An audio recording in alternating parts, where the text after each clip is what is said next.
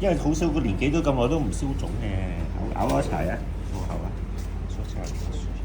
同你嗱，今次而家個主要治療同你消腫先，跟你隻腳腫咗先，即係冇咁腫，冇咁腫，正常翻之後先會同你做少少手法。我試過拋腳，即係你拋完之後仲腫得犀利啊？係啊。咁你可能暫時唔好拋住先啊，因為嗰個血循環比較差。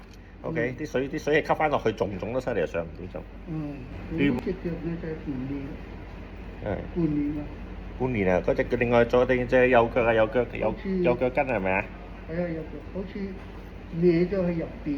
哦，係咯，兩隻腳唔係好齊嘅，因為你呢隻腳痛啊，啲力就咗你右邊腳，一隻腳就慢慢就歪啦。所以一定係咁噶，隻腳好蝦人㗎。一隻腳唔得啊！呢隻腳唔到，你咪啲力就呢邊咯，呢邊腫咯，係啊，呢邊內側腫咯。同你嗱做咗處理咗呢個先，隻腳踝先，同埋會針少少呢個右邊膝頭哥，反轉身先再針你右邊膝頭哥。